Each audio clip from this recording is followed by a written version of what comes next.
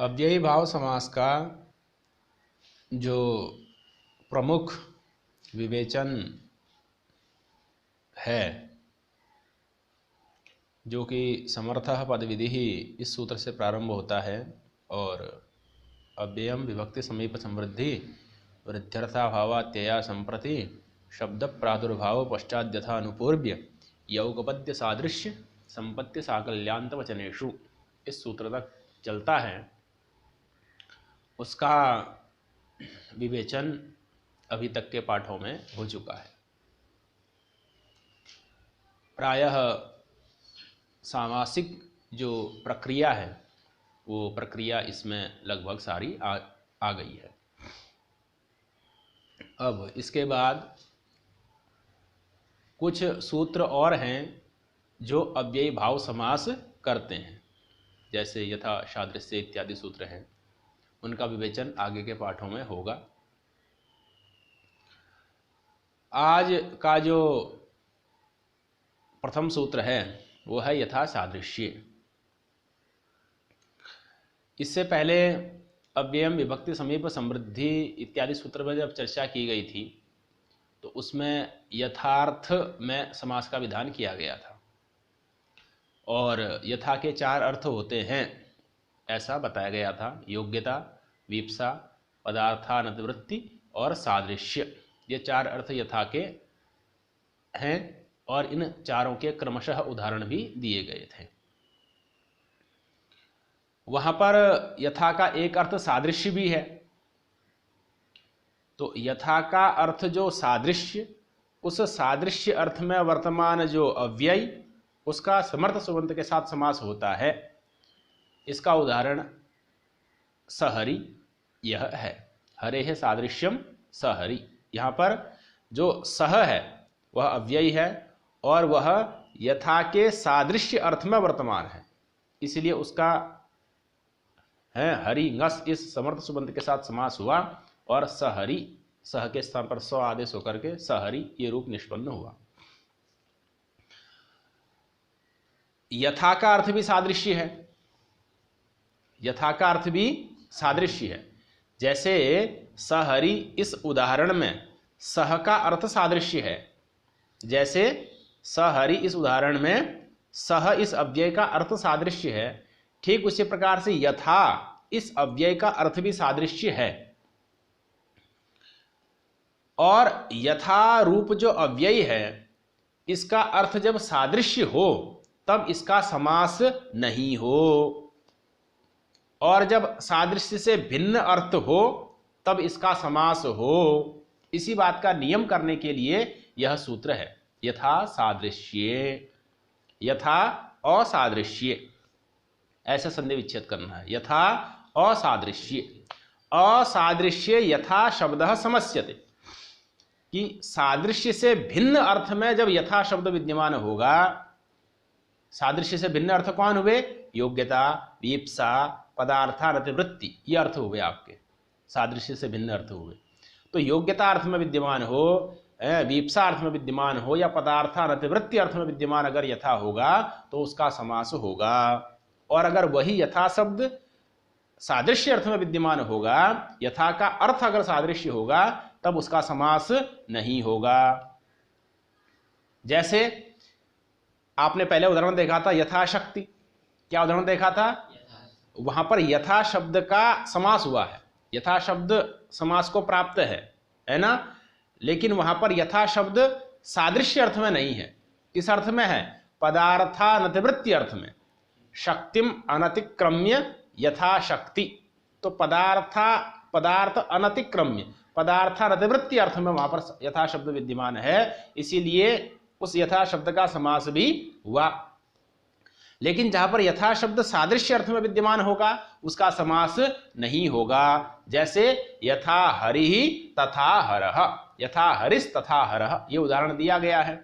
तो यथा हरिः तथा हरः, यहां पर जो यथा शब्द है वह सादृश्य अर्थ में विद्यमान है। जैसे हरि हैं वैसे ही हर है। हरि भगवान विष्णु हुए, हर भगवान शंकर हुए। तो जैसे हरि हैं विष्णु भगवान है, ऐसे ही कौन है? भगवान शंकर भी हैं। हरि हरयो अभेदः, हरि और हर में क्या अभेद है, इस प्रकार से कहने का तात्पर्य है। तो यहां पर जो यथा शब्द है वह सादृश्य अर्थ में विद्यमान है ना, और हरि और हर का सादृश्य बता रहा है? इसीलिए यहां पर यथा शब्द का समास हरि शब्द के साथ नहीं होगा। तो यथा हरि ही ऐसा अलग अलग ही दो पद रहेंगे। अगर समास हो जाता तो यथा हरि ऐसा अव्यय बन जाता, अधिहरि की तरह, है ना। तो यहां पर चूंकि यथा शब्द सादृश्य अर्थ में वर्तमान है, इसलिए इसका समास नहीं हुआ, अलग अलग ही दोनों पद रहे, यथा हरि ही तथा हरह। तो यहाँ चार पद हैं, यथा अलग है, हरि ही अलग है, तथा अलग है और हरह अलग है ना। समास हो जाता तो क्या बन जाता, यथा हरि ऐसा एक पद बन जाता, अनिष्ट प्रयोग बन जाता। ठीक है, तो इसी बात का इसने नियम किया कि यथा शब्द का अगर समास हो तो सादृश्य से भिन्न अर्थ में हो, है ना, पदार्था नतवृत्ति इत्यादि अर्थ में हो, है ना। उसी को लिखा है, मूल में पढ़िए। हाँ, असादृश्य एवं यथा शब्द समस्यते, असादृश्य अर्थ में, सादृश्य से भिन्न अर्थ में, पदार्थानतवृत्ति इत्यादि अर्थ में ही यथा शब्द का समास होता है, सादृश्य अर्थ में यथा शब्द का समास नहीं होता। चलिए, तेने न, इसका इस नियम का फल क्या हुआ, तो इह कुत्र यथा हरिस तथा हरह इत्यत्र न, यहाँ पर यथा शब्द का हरि शब्द के साथ समास नहीं हुआ, तो यथा अलग रहा, हरि ही अलग रहा। ठीक है, चलिए। हरे रूपमानत्वम यथा शब्दो द्योतयति, कि यथा हरि ही, इस वाक्य में जो हरि हैं वह उपमान है। जो हरि हैं वो क्या है, उनके उपमानत्व को, उनके उपमान होने को यथा शब्द द्योतयति, यथा शब्द ही बता रहा है ना। यह उपमान और उपमेय की चर्चा आगे चल करके विशेषणम विशेष उपमानानि सामान्य वचने ही इत्यादि सूत्रों में भी आएगी। अभी आप इतना समझिए कि जहां पर समानता दिखाई जाए, जहां पर क्या दिखाई जाए, वहां पर दो पदार्थ होते हैं, एक तो जिससे समानता दिखाई जाए और एक जिसकी समानता दिखाई जाए, है ना। जैसे हमने कहा कि चंद्रमा के समान मुख है, क्या है, चंद्रमा के समान, तो यहां पर दो पदार्थ हैं, एक चंद्रमा और एक मुख, है ना, और यहां समानता दिखाई जा रही है। तो जिससे समानता दिखाई जाए, किससे समानता दिखाई जा रही है, चंद्र से, तो चंद्र क्या हुआ, उपमान हुआ। जिसकी समानता दिखाई जाए, किसकी समानता दिखाई जा रही है, मुख की, तो मुख क्या हुआ, उपमेय हुआ, है ना। तो यथा हरि तथा हरह, यहां पर जो हरि हैं उनसे हर की समानता दिखाई जा रही है, तो हरि क्या हो गए, उपमान हो गए, हर क्या हुए, उपमेय हो गए। और हरि चूंकि उपमान है और उनके उपमानत्व का, यहां पर हरि क्या है, उपमान है, उनके उपमानत्व का द्योतन कौन कर रहा है, यथा शब्द द्योतयति, हरे उपमानत्वम यथा शब्द द्योतयति, है ना। तो सादृश्य अर्थ का द्योतन कर रहा है आपका यथा, इसलिए यहां पर उसका समास नहीं हुआ। ठीक है, चलिए। निषिध्यते, तेना, तेना अर्थात सादृश्य अर्थ में यथा शब्द का समास नहीं होता है, ये नियम करने से यथार्थे इति वा, जो यथा के अर्थ, यथा का अर्थ सादृश्य है, उस सादृश्य अर्थ में वर्तमान जो है यथा, उसका समास नहीं होगा। यथार्थ में जो प्राप्त है, अब विभक्ति समीप सूत्र से जो प्राप्त है वो भी नहीं होगा, और सादृश्य इति वा, सादृश्य अर्थ में भी उसी सूत्र से प्राप्त है।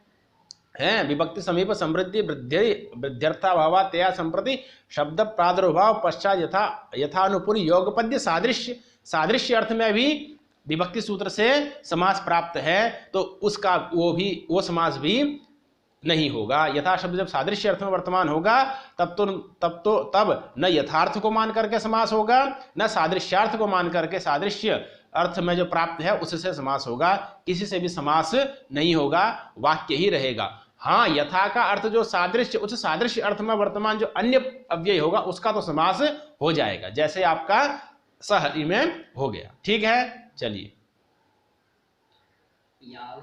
यावद अवधारणे, अब ये एक सूत्र आया, ये भी आपका विभाव समास करता है। यावत अवधारणे, अवधारण अर्थ अगर गम्यमान हो, क्या अर्थ गम्यमान हो? अवधारण। अवधारण का मतलब क्या होता है? निश्चयात्मक, निश्चय अर्थ। अवधारण मतलब निश्चय अर्थ। अगर अवधारण अर्थ गम्यमान हो, इयत्ता परिच्छेद रूपी अर्थ अगर गम्यमान हो, तो जो यावत है, जो क्या है? यावत, ये अव्ययी है, इसका समर्थ सुबंत के साथ समास हो जाता है। इसकी वृत्ति आचार्य जी ने नहीं लिखी है। अगर वृत्ति बनाना चाहे तो कैसे बन सकती है? अवधारणे अर्थे गम्यमाने सति यावत इति अव्ययम समर्थेन सुबंतेन सह समस्यते। इस प्रकार से वृत्ति बनाई जा सकती है। ठीक है ना? तो अवधारण अर्थ अगर गम्यमान होगा तो यावत इस अव्यय का समर्थ सुबंध के साथ समास हो जाएगा। ठीक है? पढ़िए क्या लिखा है? यावद अवधारणे यावन्तः श्लोकास तावन्तोच्युत प्रणामाः। है ना? कह रहे हैं कि यावन्तः श्लोकाः तावन्तः अच्युत प्रणामाः। इस विग्रह में क्या बनेगा आपका? यावत श्लोकम, ये समस्त पद बनेगा। क्या पद बनेगा? यावत श्लोकम। है ना? अब यावत श्लोकम आपका समस्त पद है, उसका आप लौकिक विग्रह बनाइए पहले, तो क्या बनेगा? अश्वपद विग्रह बनेगा ना। इसलिए यावन्तः श्लोकाः ऐसा बनाया। यावत श्लोक ये आपका समस्त पद है, उसका अश्वपद विग्रह क्या बनेगा? यावन्तः श्लोकाः, ये आपका अश्वपद विग्रह बन गया। ठीक है ना? और अश्वपद विग्रह लौकिक विग्रह बन गया है। और अगर इसका अलौकिक विग्रह क्या बनाएंगे तो क्या बनेगा? यावत श्लोक जस, क्योंकि यावत तो अव्ययी है, उसमें तो विभक्ति दिखेगी नहीं। यावत श्लोक जस। ठीक है ना? तो यावत श्लोक जस यह अलौकिक विग्रह बना, और इसके द्वारा अवधारण अर्थ गम्यमान है। इसका मतलब क्या है? यावत श्लोकम का मतलब क्या है? यावन्तः श्लोकाः, जितने श्लोक हैं, तावन्तः उतने ही अच्युत प्रणामाः, भगवान अच्युत को प्रणाम है। मान लीजिए जितने भी श्लोक हैं उतने ही भगवान अच्युत को क्या है? प्रणाम हैं। प्रणाम उतने श्लोकों से भगवान अच्युत को उतने ही प्रणाम निवेदित किए जा रहे हैं। है ना? तो निश्चय अर्थ हो गया, उतने ही प्रणाम, जितने श्लोक उतने ही प्रणाम। तो निश्चय अर्थ, प्रणामों की एक निश्चितता अर्थ वहां पर आ गया। इसलिए अवधारण अर्थ गम्यमान होने के कारण से यावत का श्लोक के साथ, श्लोक जस के साथ समास हो गया, यावत श्लोक बन गया। और अन्य संधि इत्यादि कार्य होकर के, सच इत्यादि सूत्र लग करके यावत श्लोक बन जाएगा। यावत अवधारणे सूत्र से समास हुआ है, यावत ही प्रथमांत है, इसलिए यावत ही पहले रहेगा। यावत श्लोक बन गया, और सु अदंतव्य भाव है, सु आएगा, अम हो जाएगा, अमी पूर्व से पूर्व रूप हो जाएगा, तो यावत श्लोकम। अपदिशम उपकृष्णम इत्यादि की तरह क्या रूप बनेगा? यावत श्लोकम, ये रूप आपका बन जाएगा। तो यावत श्लोकम का मतलब क्या है? यावन्तः श्लोकाः, जितने श्लोक हैं, तावन्तः उतने ही अच्युत प्रणामाः, भगवान अच्युत को प्रणाम हैं। है ना? तो निश्चित अर्थ हुआ, इसीलिए यहाँ पर आपका समास हो गया। और जहां पर आपका निश्चित अर्थ नहीं होगा वहां पर आपका समास भी नहीं होगा। यावत दत्तम तावत भुक्तम, जितना दिया उतना खा लिया, तो कितना दिया ये यहाँ पर निश्चित नहीं है। है ना? तो इसलिए यहां पर समास नहीं होगा। यावत दत्तम तावत भुक्तम, यावत दत्तम, ये अलग अलग ही रहेगा। ठीक है ना? चलिए, सुप्रतिना मात्रार्थे, ये सूत्र आपका आया, ये भी अव्ययभाव समास करता है।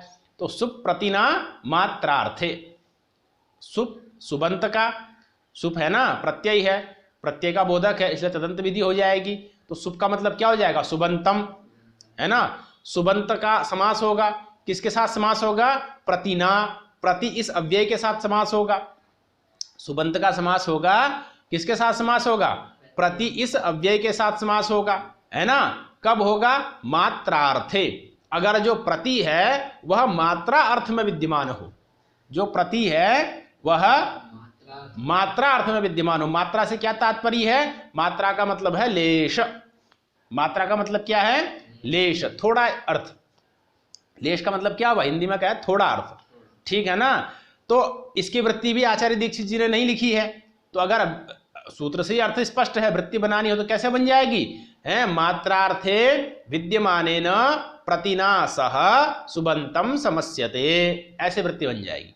मात्रार्थे लेशार्थे विद्यमानेन प्रतिना, प्रति प्रतिना अव्ययेन सह सुबंतम समर्थम सुबंतम समस्यते। इस प्रकार से आपकी वृत्ति बला लेनी है। तात्पर्य क्या हुआ कि मात्रा अर्थ में, लेश अर्थ में, थोड़ा अर्थ में विद्यमान जो प्रति अव्यय उसके साथ सुबंत का समास होता है, ये इसका तात्पर्य हुआ है ना। उदाहरण क्या दिया? साकस्य लेशः साक प्रति। क्या उदाहरण दिया? साकस्य लेशः साक प्रति। शाक प्रति ये समस्त पद है, इसका उदाहरण है शाक प्रति, है ना। इसका आप लौकिक विग्रह क्या बनाएंगे? साकस्य लेशः, अश्वपद विग्रह बनाना साकस्य लेशः। तो अब जो प्रति है, साक प्रति में जो प्रति है उसका अर्थ क्या है? लेश है, थोड़ा अर्थ है। मात्रा मतलब लेश, लेश मतलब थोड़ा। तो साक प्रति में जो प्रति अव्यय है उसका अर्थ क्या है? लेश, मात्रा, थोड़ा अर्थ है ना। तो साकस्य लेशः मतलब थोड़ा साक। साकस्य लेशः का मतलब, साक प्रति का मतलब क्या हुआ? थोड़ा साक, मतलब साक मात्र का है। साक कितना है? भोजन में मान लिया कि दाल इत्यादि तो खूब मिल गई, लेकिन पूछा कि साक मिला कि नहीं, तो कहा साक प्रति। साक प्रति मतलब बहुत लेस मात्र ही साक था, कहने का तात्पर्य यह है, ठीक है ना। तो अब देखिए कि साकस्य लेशः लौकिक विग्रह बन गया, साक है ngस प्रति अलौकिक विग्रह बन जाएगा। इस अलौकिक विग्रह में सुप्रतिना मात्रार्थे सूत्र से समास हो जाएगा। समासत्वात् प्रातिपदिकत्वम, प्रातिपदिकत्वात् सुपलुक, सुब धातु प्रातिपदिक से क्या बन जाएगा? साक प्रति बन जाएगा। क्या बन जाएगा? सुप्रतिना मात्रार्थ समास विधायक सूत्र है, उसमें प्रथमांत सुप है, उससे निर्दिष्ट सुबंत साकस्य था, उसका अवयव साक बचा है, उसी की उपसर्जन संज्ञा होगी, उसी का पूर्व निपात होगा, तो साक प्रति ये आपका अव्यय बन जाएगा। अधि हरि की तरह इसके रूप चलेंगे, ठीक है ना। तो अब यहां पर जो ऊपर से अव्यय की अनुवृत्ति आ रही थी, ऊपर से जो अव्यय की अनुवृत्ति आ रही थी उसको रोकने के लिए सूत्र में सुप का ग्रहण किया गया है। इसका लाभ क्या हुआ कि सुबंत का ही अब पूर्व निपात होगा। अगर सुप का ग्रहण नहीं करते तो अव्यय का पूर्व निपात हो जाता। प्रति तृतीयांत है, इसलिए उसका पूर्व निपात अब नहीं हो सकता, है ना। तो ये अव्यय भाव समास में अधिकतर पद आपको पूर्व पद अव्यय वाले मिलेंगे, लेकिन बहुत सारे पद आपको अनव्यय भी मिलेंगे। जैसे साक प्रति में जो साक है वो अव्यय नहीं है, लेकिन समस्त पद तो आपका अव्यय ही है। साक प्रति जो समस्त पद है ये क्या है? आपका अव्यय है, ठीक है ना। बोलिए, वृत्ति बोलिए। हाँ, मात्रार्थे किम, तो वृक्षम वृक्षम प्रति विद्योतते विद्युत। अब यहां पर वृक्षम वृक्षम प्रति में भी प्रति है, वृक्षम वृक्षम प्रति में भी क्या है? प्रति है, लेकिन ये प्रति विप्सा अर्थ में है। किस अर्थ में है? विप्सा अर्थ में। ये प्रति आपका मात्रा अर्थ में, लेश अर्थ में नहीं है, इसलिए इसका समास भी नहीं हुआ, वाक्य ही रह गया। लक्षणित्थम भूताख्यान भाग विप्सा से प्रतिपर्यन से कर्म प्रवचनी संज्ञा हो गई, और कर्म प्रवचनी युक्ति द्वितीया से द्वितीया हो गई। तो वृक्षम वृक्षम प्रति विद्योतते विद्युत, है ना, या फिर वृक्षम वृक्षम प्रति विद्योतते विद्युत लक्षण अर्थ का उदाहरण है, लक्षण का उदाहरण है। किसका उदाहरण है? लक्षण का। वृक्षम वृक्षम प्रति सिंचती आपका उसका हो गया, वृक्षम वृक्षम प्रति विद्युतते विद्युत लक्षण अर्थ में, है ना। तो लक्षण अर्थ का उदाहरण है, लक्षण अर्थ यहाँ पर द्योति है, इसीलिए उसकी कर्म प्रवचन संज्ञा होने से द्वितीय होकर के क्या बन गया? वृक्षम वृक्षम प्रति विद्योतते विद्युत, ये रूप आपका सिद्ध हो गया, ठीक है ना। यहाँ समास नहीं हुआ, है ना। चलिए, अक्षशलाका संख्या परिणा, ये भी आपका एक समास करने वाला सूत्र है। इसके द्वारा किया गया समास अव्यय भाव समास कहलाता है, क्योंकि अव्यय भाव का समय अधिकार चल रहा है आपका। अव्यय भाव अधिकारो एवं था ना, तत्पुरुष से पहले तक इसका अधिकार चलेगा। तो अक्षशलाका संख्या परिणा, अक्षशलाका संख्या, इसकी भी वृत्ति आचार्य जी ने नहीं लिखी है। अगर वृत्ति बनानी हो तो कैसे बनेगी? अक्षशलाका संख्या इत्येते शब्दाः परिणासः समस्यन्ते, है ना। अक्ष शलाका संख्या ये सुबंत हो, सुबंत के रूप में हो, तो इनका क्या होगा? परि, परि इस अव्यय के साथ समास हो जाएगा। अक्ष का परि के साथ समास होगा तो अक्ष परि बनेगा, हैं। शलाका का परि के साथ समास होगा तो शलाका परि बनेगा। और एक अक्ष शलाका संख्या, संख्यावाचक शब्द, संख्यावाचक शब्द का परि के साथ समास होगा तो क्या बनेगा? एक परि, एक परि उदाहरण है ना, संख्यावाचक शब्द है एक, तो एक परी, ये उदाहरण है आपका, ठीक है ना। तो अब देखिए कि लेकिन इसमें एक विशेष बात है, क्या विशेष बात है उसको नीचे बताया गया है, द्यूतप व्यवहारे पराजये एवायम समासः, कि ये जो समास है, कौन समास, अक्षय शलाका संख्या परिणा से होने वाला जो समास है, यह द्यूतप व्यवहारे पराजये एव, जब द्यूतप व्यवहार होता है, द्यूत मतलब जुआ, जुआ, द्यूतप व्यवहार का मतलब क्या हुआ, जुआ खेलेना, तो द्यूतप व्यवहारे, जहां द्यूतप व्यवहार हो और जब द्यूतप व्यवहार हो मतलब जुआ खेला जाए और उसमें पराजय होती हो, उसमें क्या होती हो, पराजय होती हो, तभी उसी अर्थ को बताने के लिए इन समस्त पदों का प्रयोग किया जाएगा, है ना। ये वार्तिक के वस्तुतः है ये वार्तिक, लेकिन उसको आचार्य दीक्षित जी ने इस रूप में वृत्ति के रूप में लिख दिया है, वस्तुतः है ये क्या, वार्तिक है ना। तो द्योतप व्यवहारे पराजये एवायम समास, अक्षय शलाका संख्या परिणा सूत्र के द्वारा जो समास होता है वह द्योतप व्यवहार में जब पराजय हो तो उसको बताने के लिए ही इन समस्त पदों का प्रयोग किया जाता है, ये कहने का तात्पर्य है ना। तो क्या आपका लिखा है, बोलिए तो, एवायम समासः, चलिए, अक्षेण विपरीतम वृत्तम अक्षपरि, अक्षपरि, अब आपका ये समस्त पद हुआ, इसका लौकिक विग्रह क्या बनेगा, तो कहा कि द्योतप व्यवहारे पराजये, द्योतप व्यवहार में जब पराजय हो रही हो ना तभी ये समास होगा, तो लौकिक विग्रह जो अश्वपद विग्रह होगा उससे वो अर्थ आना चाहिए, तो कहा कि अक्षेण विपरीतम वृत्तम, अक्षेण विपरीतम वृत्तम, कोई व्यक्ति था उसने पासा फेंका, उसने क्या किया, पासा फेंका, तो पासा फेंकने से क्या हुआ, उसकी हार हो गई, उसकी क्या हो गई, हार हो गई, सोचा तो था जीत जाएंगे इसलिए फेंका, लेकिन पासा क्या पड़ गया, उल्टा पड़ गया, पासा क्या हो गया, उल्टा पड़ गया, तो उल्टा पासा पड़ने से उसकी क्या हो गई, जुए में हार हो गई, तो अक्षेण विपरीतम वृत्तम, जो उसका वृत्त था वो विपरीत हो गया, मतलब उसकी क्या हो गई, जुए में हार हो गई। तो ऐसी स्थिति में द्योतप व्यवहारे पराजय हो गया ना, द्योतप व्यवहार पराजय हो गई, उल्टा पासा, अक्ष मतलब पासा, पासा फेंका उल्टा पड़ गया तो उसकी हार हो गई, तो अक्षेण विपरीतम वृत्तम ये लौकिक विग्रह बन गया, और अक्षटा परि यह लौकिक विग्रह बन गया, अक्ष शलाका संख्या परिणा से समास हो गया है, समास होने के बाद अन्य प्रक्रिया होकर के अक्षपरि अधिहरि की तरह आपका इसका रूप चल जाएगा, ठीक है ना।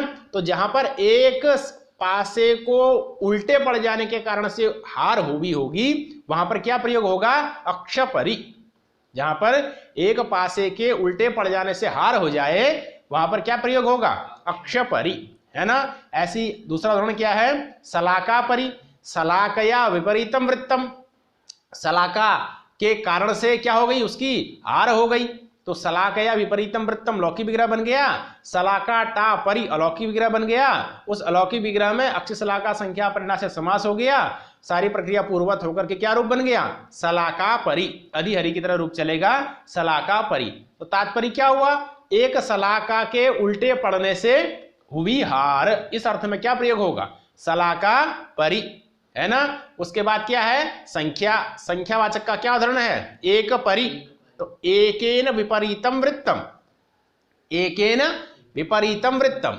एक के विपरीत पड़ने के कारण से, कोई एक पासा इत्यादि है उसके विपरीत उल्टे पड़ जाने के कारण से क्या हो गई, हार हो गई, तो एकेन विपरीतम वृत्तम एक परि, जहां पर एक पासा इत्यादि के उल्टे पड़ने से हार हो जाए उसको क्या कहेंगे, एक परि, तो एकेन विपरीतम वृत्तम, एक, एकेन विपरीतम वृत्तम तो लौकिक विग्रह हो गया, एक टा परि अलौकिक विग्रह हो गया, इस अलौकिक विग्रह में अक्ष शलाका संख्या परिणा से समास हो गया, समासत्वात् प्रातिपदिक संज्ञा अन्य प्रक्रिया पूर्वत होकर के एक परि यह समस्त पद बना, इसके रूप कैसे चलेंगे, अधिहरि की तरह रूप चलेंगे। तो एक परि का मतलब क्या हुआ, एक के उल्टे पड़ने से, एक पासा इत्यादि के उल्टे पड़ने से हुई जो हार उसको क्या कहेंगे, एक परि। जुए में अगर किसी एक पासा इत्यादि के उल्टे पड़ने से हार हो जाए तो उसको क्या कहेंगे, एक परि, ठीक है ना। तो ये तीन शब्द हैं आपकी, अक्षपरि, शलाका परि, एक परि, ये तीन शब्द द्योतप व्यवहार में जहां पराजय हो वहीं पर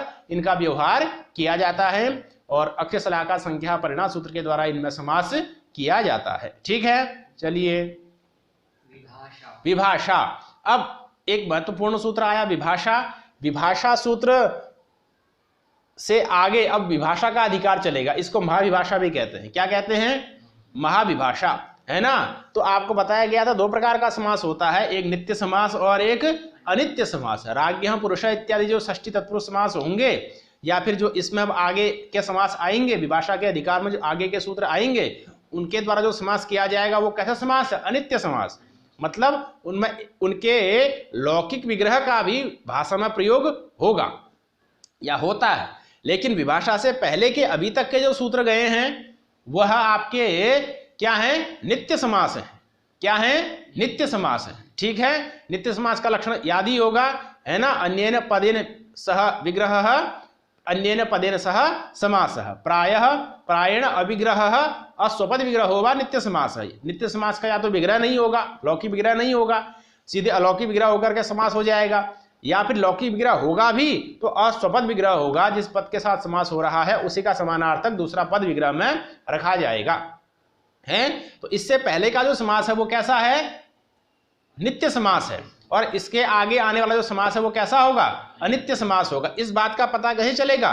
विभाषा इस सूत्र से चलेगा, विभाषा इस अधिकार से चलेगा। विभाषा का अधिकार अब आगे चलेगा, इसी से पता चलेगा कि इससे पहले का जो समास था वो कैसा था? नित्य समास था। नहीं तो विभाषा को पहले ही रख देते, अब विभाषा को रखा है समर्थ पद विधि इत्यादि के साथ में रख लेते, लेकिन वहां न रख करके अब रख रहे हैं। तो इसी से पता चलता है कि इससे पहले का समास जो था वो नित्य समास था, इससे आगे का समास जो है वो वैकल्पिक समास है। विभाषा मतलब विकल्प, वैकल्पिक समास है, अनित्य समास। एक पक्ष में समास होगा, एक पक्ष में समास नहीं होगा। तो अब यहां से एक नया प्रसंग शुरू होगा जिसको हम अगले पाठ में समझेंगे।